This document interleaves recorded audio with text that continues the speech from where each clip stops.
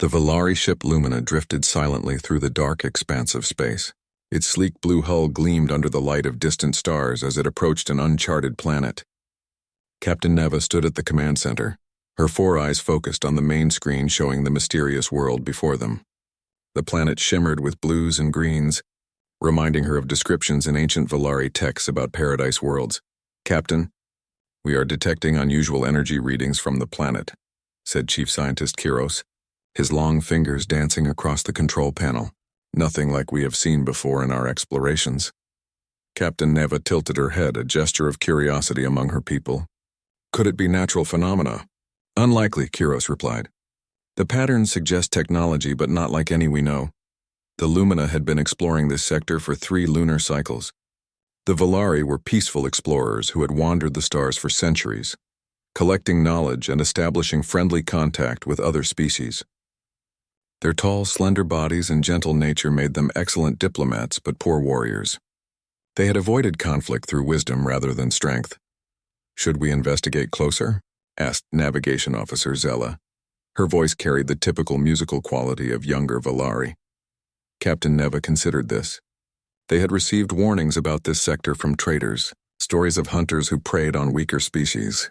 The Drakari were said to consider the entire galaxy their hunting ground, and other intelligent beings merely game to be tracked and captured. "Yes, but approach with caution," Neva decided. "Maintain distance from the planet's orbit until we know more." The ship moved forward slowly. The Valari crew worked quietly, each performing their tasks with the precision that came from years of space exploration. The science team gathered data about the planet, which they temporarily designated Terran 9 due to its Earth-like qualities. "Captain, the biological readings are extraordinary," Kiros said with excitement. "This planet has more biological diversity than any we have encountered. The variety of life forms is beyond our classification systems." This was remarkable news. Most planets the Valari had discovered hosted limited forms of life. A planet teeming with such biodiversity was extremely rare. "Record everything," ordered Neva. "This discovery alone justifies our journey." As the Lumina entered a distant orbit around Terran 9, Communications Officer Talus raised her hand suddenly. "Captain, I'm receiving a signal. Not from the planet, but from nearby space." The crew froze. Unexpected communications in uncharted territory were rarely good news. "Put it through," Neva said, straightening her posture. A crackling voice filled the command center. The translator systems worked quickly to convert the message. "Under attack. Meriden trade vessel. Hunters have found us. Any ships in range? Please assist." The Meriden were known to the Valari. They were peaceful traders who traveled between systems exchanging goods and information. They had never harmed the Valari in their past encounters. "Can we locate the source?" Neva asked.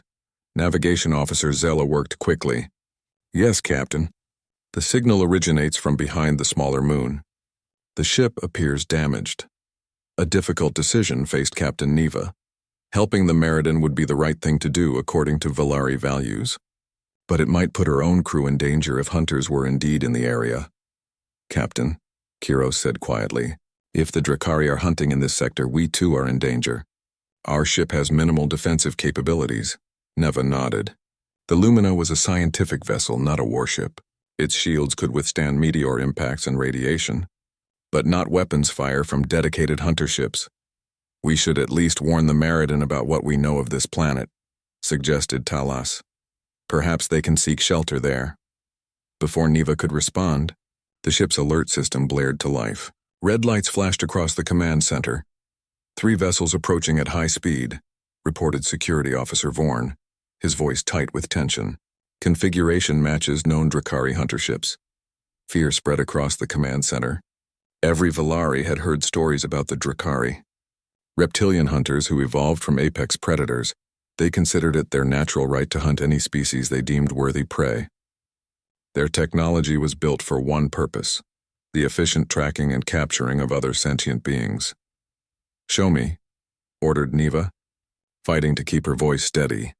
The main screen shifted to show 3 angular ships with dark red markings approaching rapidly. Their design resembled hunting blades, sharp and menacing against the backdrop of stars. "They will intercept us in 7 minutes," Vorn reported. "They are moving to surround us." Can we outrun them?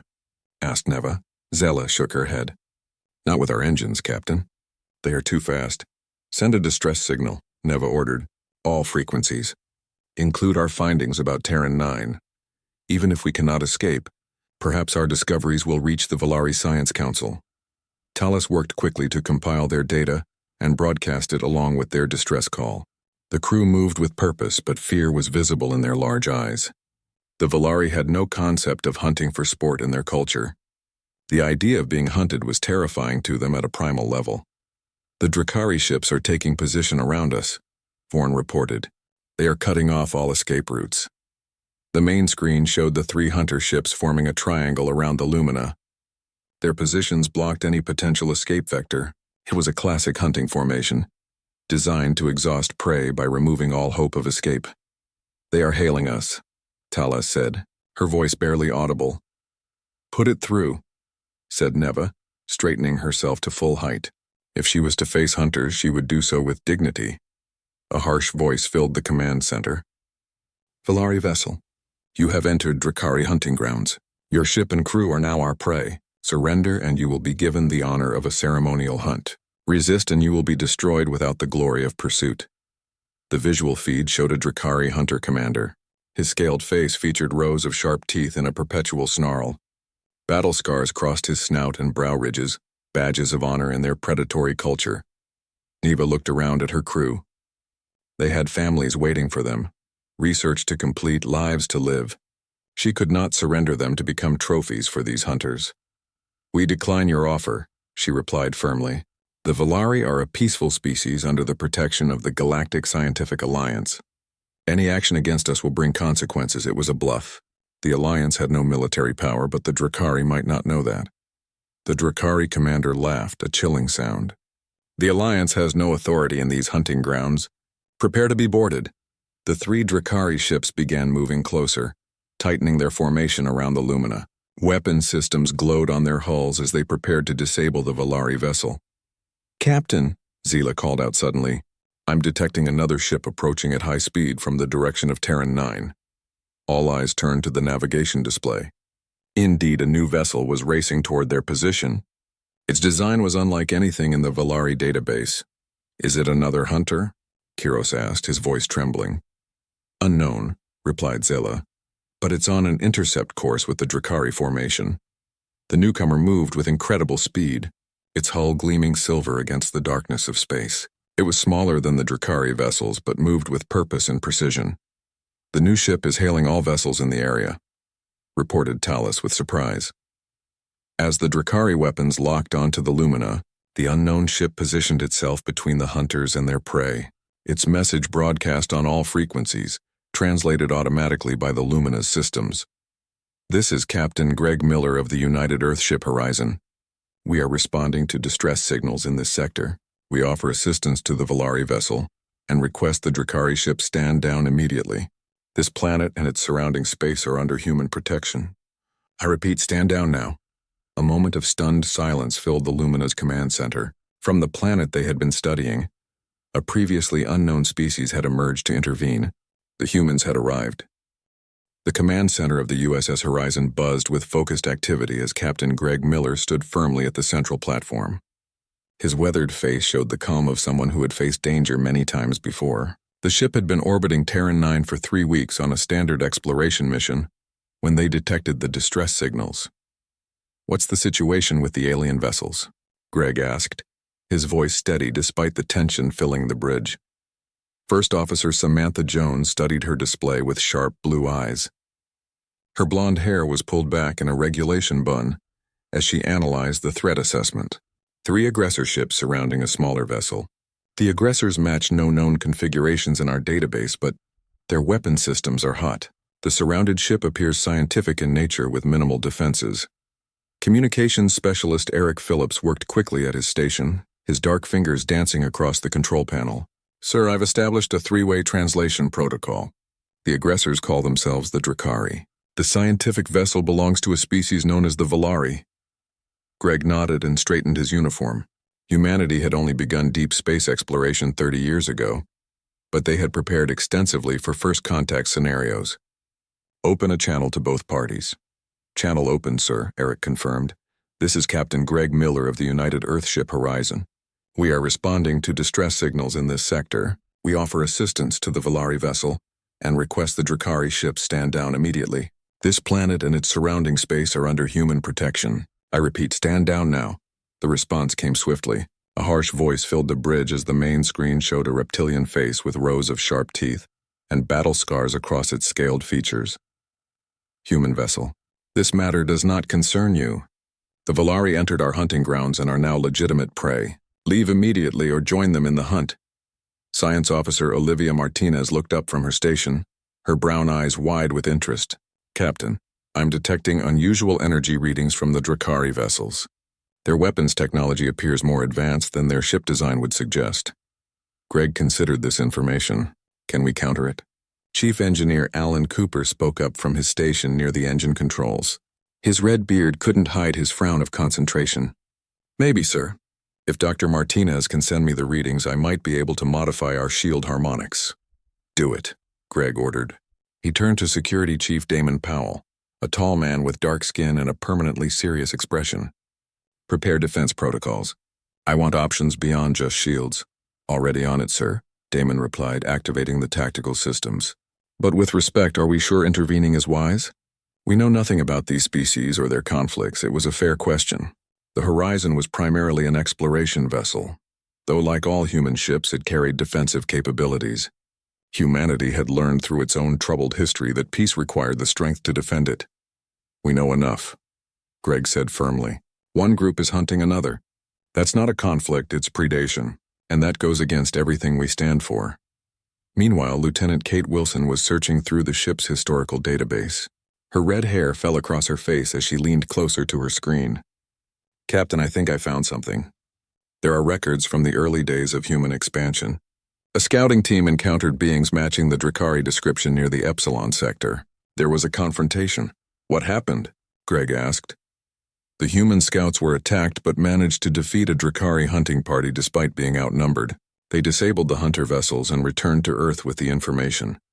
This explained the brief hesitation he had noticed in the Drakari response when they identified themselves as human. The hunters recognized the name. Send that information to my display, Greg ordered, and maintain our position between the hunters and the Valari ship.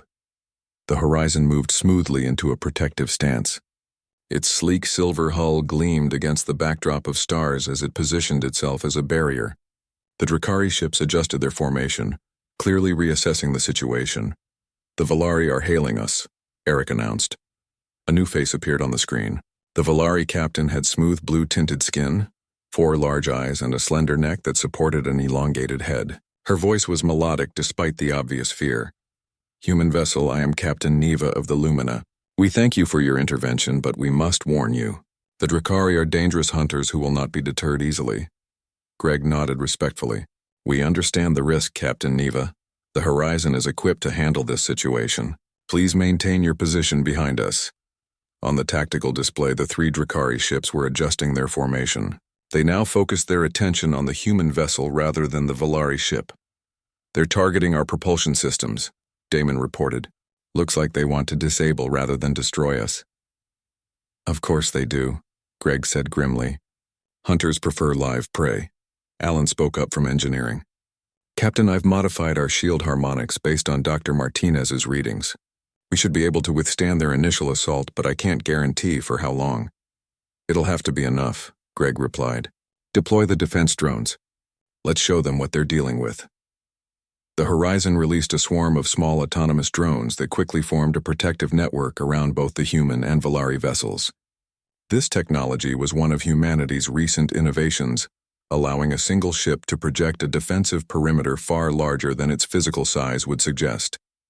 The Drakari commander hailed them again. His tone had changed slightly, showing the first hints of uncertainty. Human vessel, you are interfering in Drakari hunting rights. Our quarrel is not with you, but we will not be denied our prey. Greg stood taller, his voice carrying the weight of humanity's determination. There are no hunting rights for sentient beings in this or any sector. The Valari ship is under our protection. Any attack on them will be considered an attack on humanity. Lieutenant Wilson spoke up again, excitement in her voice. Captain, I've found more records. The Drakari apparently spread stories about humans after that first encounter. They call us the unpredictable prey because we fought back when we were supposed to flee. Greg allowed himself a small smile at that.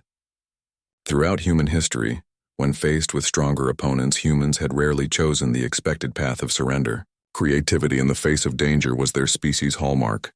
The Drakari are charging weapons, Damon reported. They're going to test our defenses.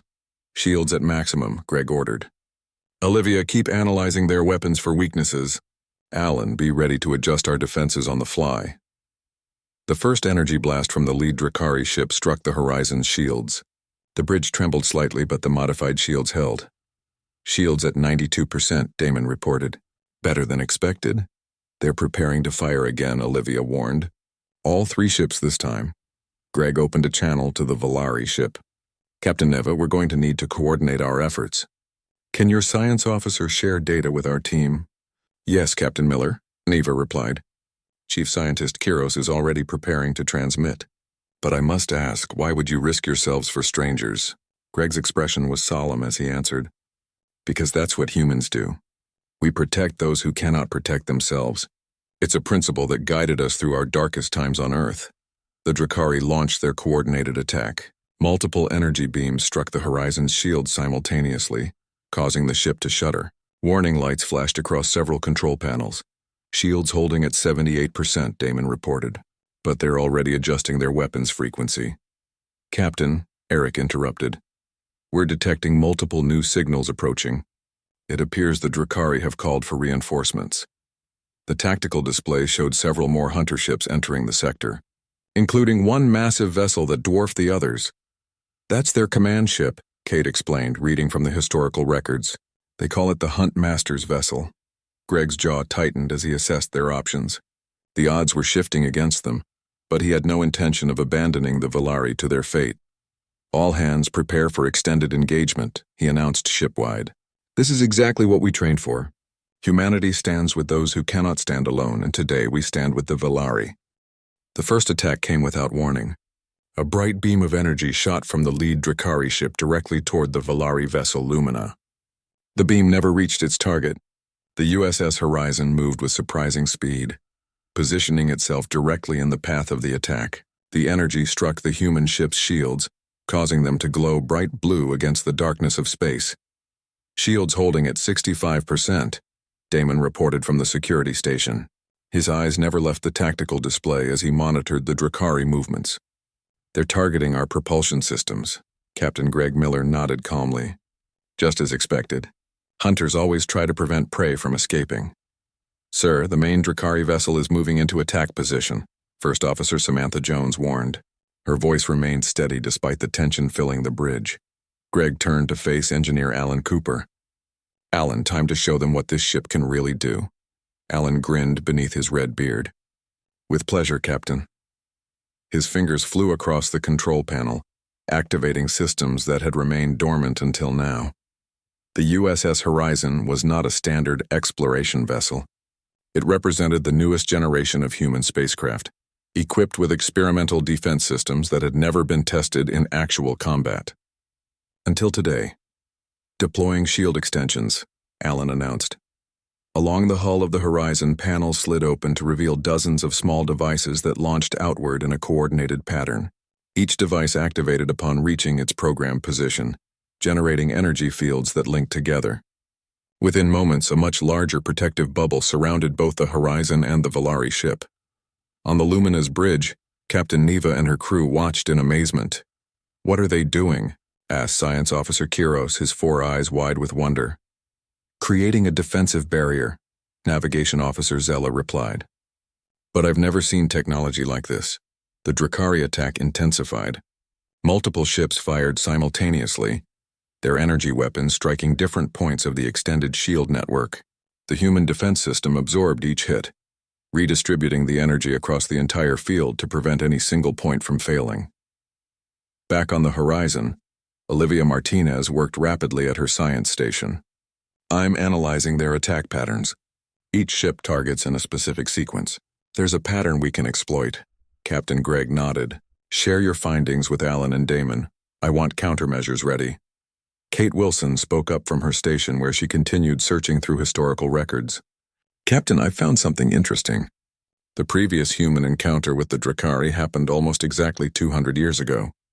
A small Earth research team defeated a Drakari hunting party, despite being outnumbered and outgunned." "How did they manage that?" Greg asked, genuinely curious. "By using the environment against them," Kate explained.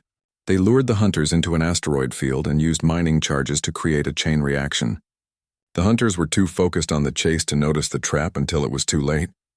Greg smiled slightly. Classic human ingenuity. "Let's see if we can be just as creative." The largest Drakari vessel, now fully visible on their screens, began charging what appeared to be its main weapon. The energy readings were significantly higher than anything the smaller ships had produced. "Everyone brace for impact," Greg ordered. "Alan, divert all available power to the forward shields." The blast from the Drakari command ship struck with tremendous force. The horizon shuddered violently, and several control panels sparked with electrical discharges. Warning alarms sounded throughout the bridge. "Shields at 40%, Damon reported, his voice tense. "One more hit like that and we're in trouble." Eric Phillips looked up from the communication station. "Captain, I'm receiving a transmission from the Valari ship. Their chief scientist wants to speak with Dr. Martinez directly." "Put them through," Greg ordered. Olivia's screen lit up with the image of Kiros, the Valari scientist. His slender blue face showed a mixture of fear and determination. "Dr. Martinez, we have been analyzing the Drakari weapons from our previous encounters. Their technology has a specific vulnerability that might help you." The two scientists began sharing data rapidly, speaking in technical terms that made little sense to the others on the bridge. After a moment, Olivia turned to Greg with excitement in her eyes. "Captain, the Drakari weapons use a specific energy frequency that can be disrupted. If we modify our shields to emit a counter-frequency pulse, we might be able to temporarily disable their weapons." "How long will it take to implement?" Greg asked. Alan answered from engineering. "With the Valari data, maybe 10 minutes. "We may not have 10 minutes, Samantha warned, pointing to the tactical display. The Drakari ships were forming a new attack pattern, surrounding them completely. Greg made a quick decision. "Alan, focus on the modifications. Damon, deploy our autonomous defense drones to buy us time." Damon activated the drone launch sequence. Dozens of small unmanned vessels shot out from the horizon's lower bay. Each drone was about the size of a small car, equipped with limited shields and point defense weapons. They moved with precision that stunned the watching Valari crew, forming complex patterns around the larger ships. The Drakari hunters seemed momentarily confused by this new development. Their targeting systems tracked the drones, unsure which to prioritize. Several hunters fired at the drones, which easily evaded the attacks with rapid, unpredictable movements. "The drones are drawing their fire," Samantha observed, "but they'll figure out their decoys soon enough." On the Valari ship, Captain Neva watched the human defense with growing amazement. In all her years of space exploration, she had never witnessed such coordinated military precision. The Valari had always believed that peaceful exploration was the highest calling for spacefaring species. Yet here were the humans, a species they had never encountered before, risking their lives to protect strangers. "Their tactical systems are remarkable," Security Officer Vorn commented, professional admiration in his voice despite his fear. "Not just their technology," Neva replied quietly, "their willingness to stand against hunters. Most species would have fled or joined the stronger side." Meanwhile, engineers from both ships worked together remotely, sharing data and ideas at remarkable speed. The human creativity combined with Valari analytical precision proved to be a powerful combination. "Modification ready in 3 minutes," Alan reported. The Drakari commander grew frustrated with the evasive drones and ordered his ships to ignore them. The hunters refocused their attacks on the horizon itself, concentrating fire on a single section of the shield network. "They've identified a weakness in our pattern," Damon warned. "Shield Section 7 is failing. Reroute power from non-essential systems," Greg ordered. "And prepare to rotate shield harmonics on my mark." Alan worked frantically at his station. "Ready with the counter-frequency pulse, but we'll only get one shot at this. The power requirements will drain our reserves." The bridge crew felt the ship trembling as multiple weapon impacts struck near the weakening section of their shields. Greg waited for the perfect moment, watching as the Drakari fell into a predictable firing pattern. "Now," he ordered. Alan activated the modified shield system. A visible pulse of energy erupted from the horizon, expanding outward in all directions. When it reached the Drakari ships, their weapons flickered and went dark. The sudden silence was almost shocking after the continuous barrage. "It worked," Olivia exclaimed. "Their main weapons are offline, but the effect won't last long." Greg turned to communications. Eric opened a channel to the Drakari command ship. The reptilian face of the Drakari commander appeared on screen, rage evident in his yellow eyes. "This hunt is over," Greg stated firmly. "Your weapons are temporarily disabled, and we've called for human reinforcements.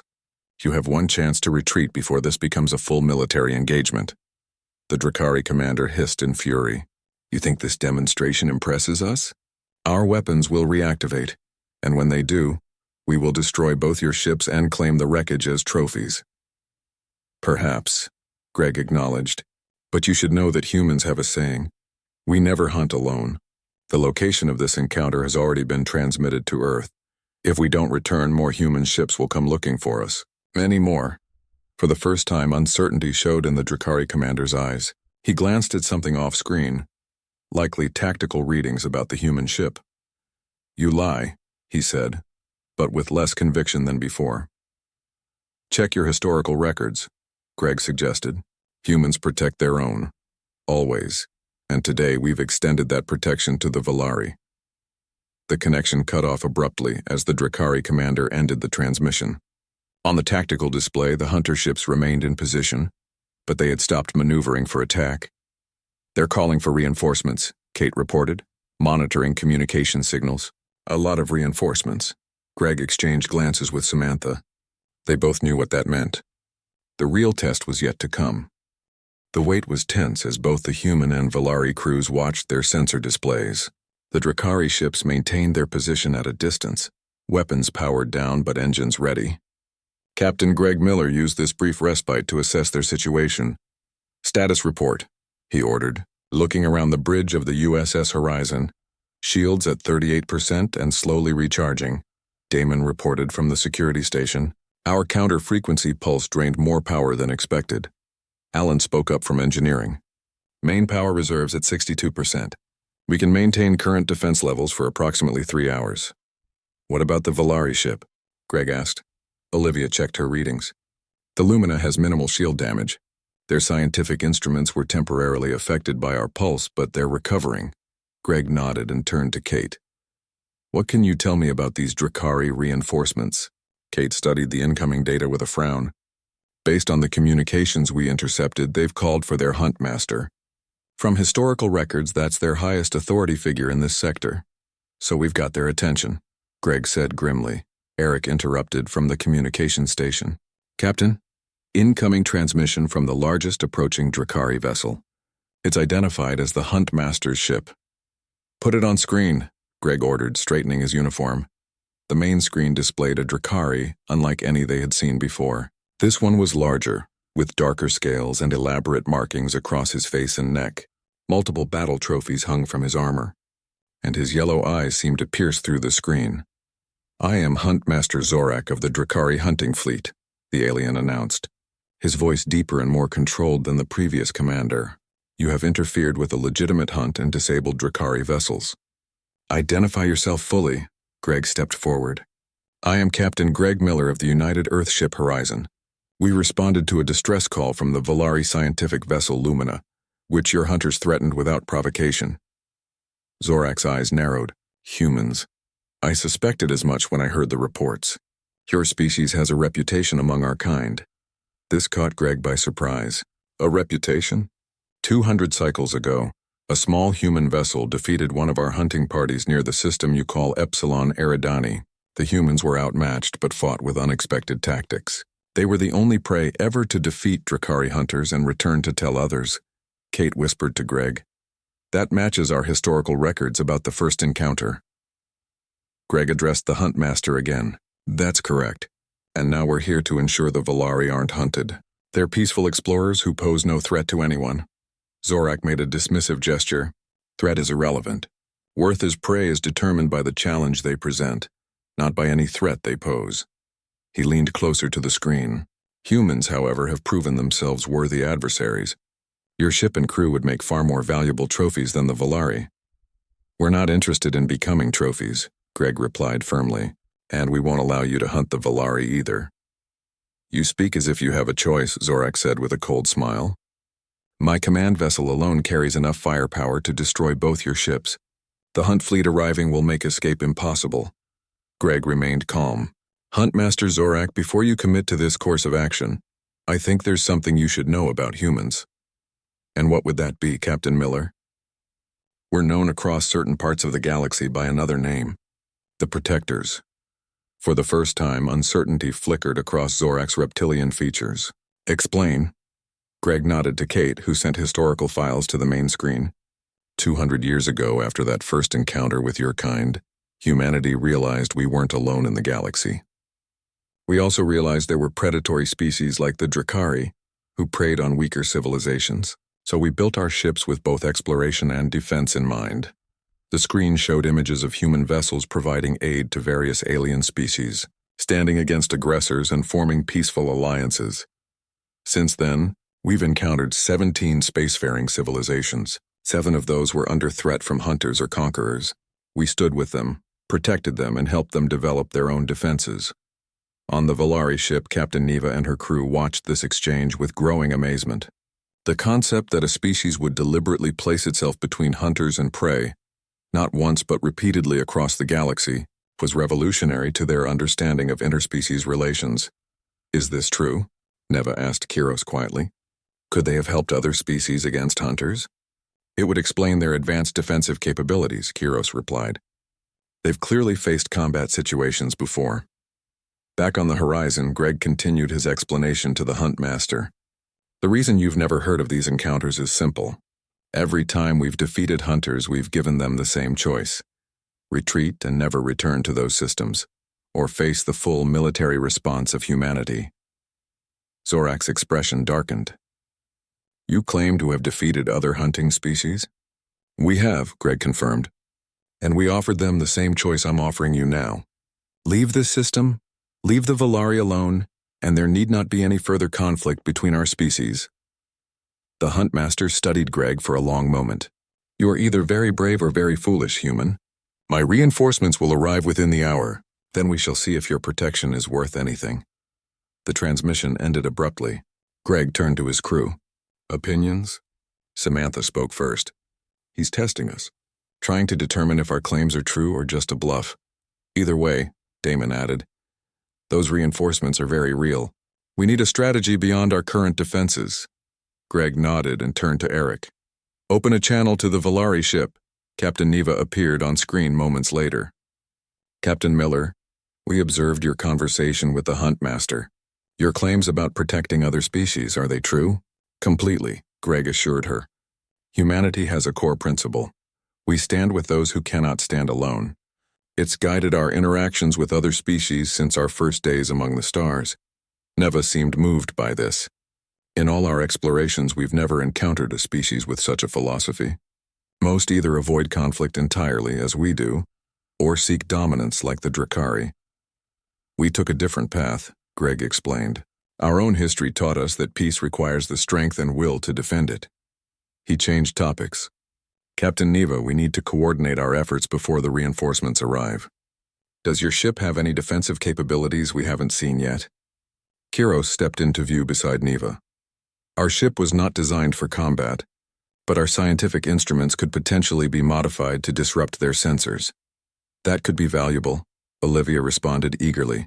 If we combine that with our remaining drones, we might be able to create confusion in their targeting systems. The crews of both ships began working together, sharing ideas and developing strategies. The humans provided tactical expertise while the Volari contributed their advanced scientific knowledge. Within minutes, a plan began to take shape.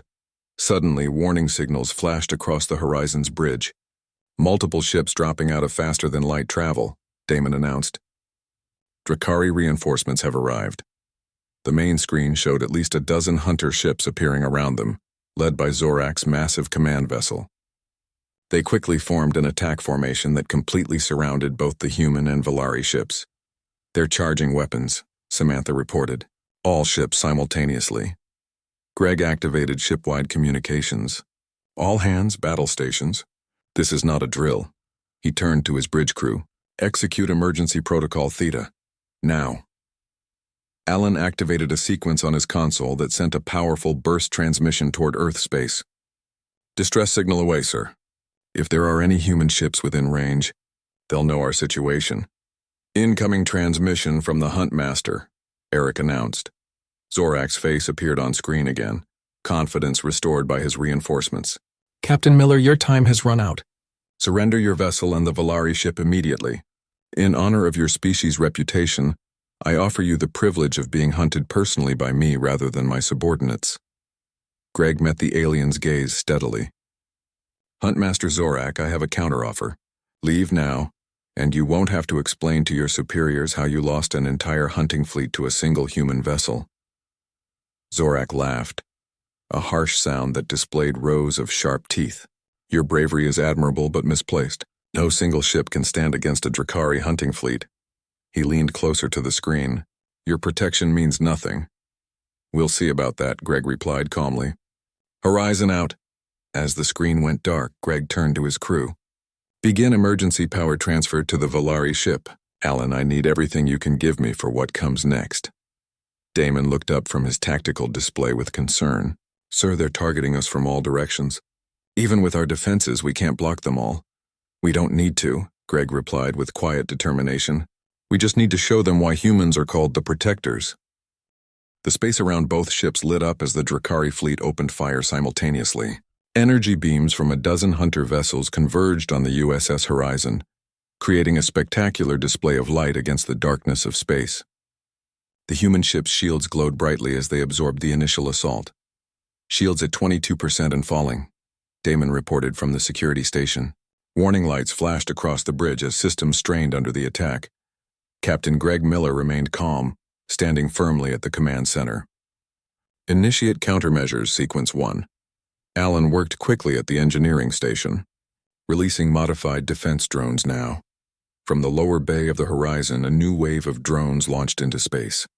Unlike the previous models, these had been rapidly modified with Valari sensor technology. Each drone emitted energy signatures identical to the Horizon itself, creating multiple false targets for the Drakari targeting systems. On the Huntmaster's vessel, Zorak watched with growing frustration as his weapons officers struggled to maintain lock on the real human ship. Ignore the decoys, he snarled. Focus all fire on the largest energy signature. His order came too late.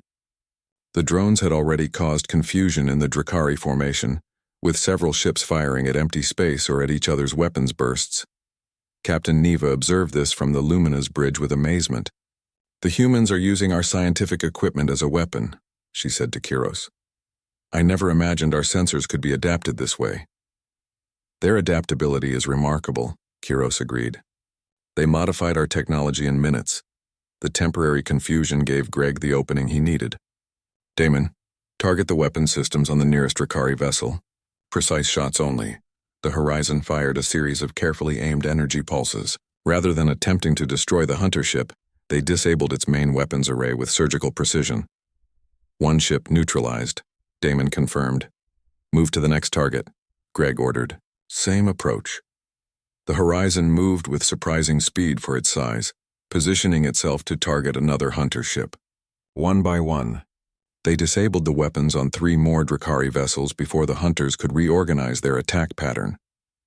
Huntmaster Zorak's fury was visible even through the view screen when he hailed them again. This changes nothing, human. Even with a few ships disabled, you are still outnumbered and outgunned. Greg met his gaze calmly. We're not trying to destroy your fleet, Huntmaster. We're showing restraint, something hunters apparently know little about. Restraint is weakness, Zorak spat back. Is it? Greg challenged. Then why haven't we fired on your command vessel? We've had multiple opportunities. This gave Zorak pause. His yellow eyes narrowed as he reassessed the human captain. What game are you playing, Miller? No game, just demonstrating a principle, Greg replied. Humans protect others not because we're weak, but because we're strong enough to choose who deserves our strength.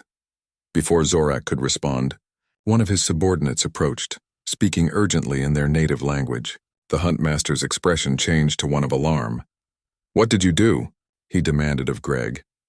Samantha leaned toward Greg and whispered, He must have detected the emergency protocols we activated. Greg smiled slightly. Simply insurance, Huntmaster. When we recognized the situation here, we sent a specialized signal. By now, every human ship within 50 light years has been alerted to our position.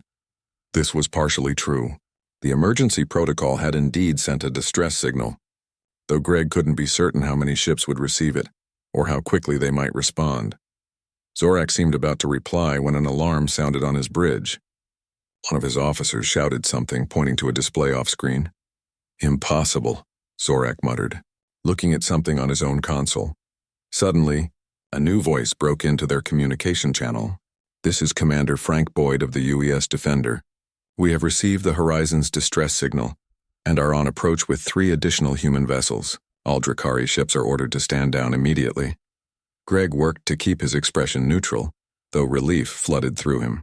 The Defender was one of Earth's newest military vessels, assigned to patrol the outer colonies. They must have been closer than he realized when the distress signal went out. On the tactical display, 4 new ships appeared at the edge of the sensor range, rapidly approaching the confrontation. Their design was clearly human, but unlike the exploration-focused Horizon, these vessels were built specifically for defense and combat. Those are human military ships, Kate explained to the bridge crew. The Defender is the flagship of the Outer Colony Defense Fleet. Huntmaster Zorak's composure visibly faltered. What had begun as a routine hunt for his fleet had escalated into a potential military confrontation with a species known for defeating hunters. However, one Drakari captain seemed unwilling to retreat. Without warning, his vessel broke formation and charged directly at the Valari ship. Weapons firing at full power. The Lumina's shields won't hold against that, Olivia warned urgently. Greg reacted instantly. Intercept course. Maximum speed. The Horizon surged forward, once again placing itself between hunter and prey. The Drakari vessel's weapons struck the human ship's already weakened shields, causing several systems to overload. Sparks flew from control panels as the bridge shook violently. Shields critical, Damon reported. One more hit and they're gone. Target their engines, Greg ordered. Full power to forward weapons. The Horizon fired a concentrated beam that struck the attacking Drakari ship's propulsion system with pinpoint accuracy. The hunter vessel spun out of control, its engines disabled but the ship itself mostly intact. Their weapons are still online, Samantha warned. They're preparing to fire again. Finish it, Greg said grimly.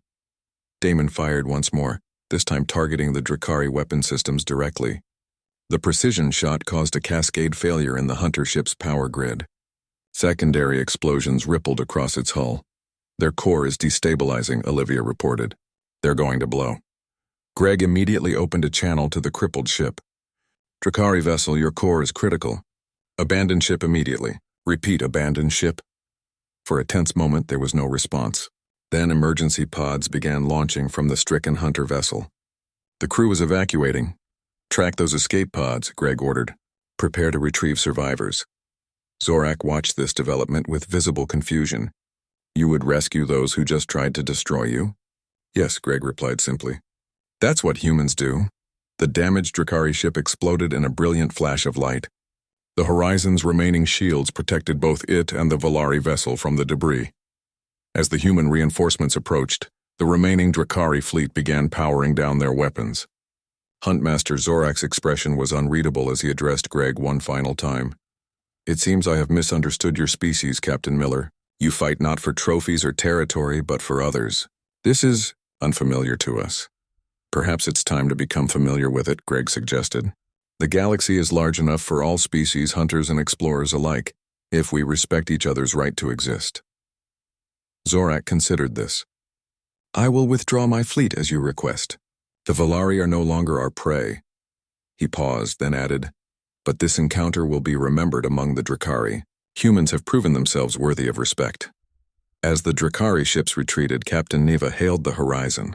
Her 4 eyes showed a mixture of relief and gratitude. Captain Miller, the Valari people owe you a debt we can never repay. You risked everything for strangers, Greg smiled. Not strangers, Captain. Fellow explorers. And perhaps now, friends. In the days that followed, formal communications were established between Earth and the Valari homeworld.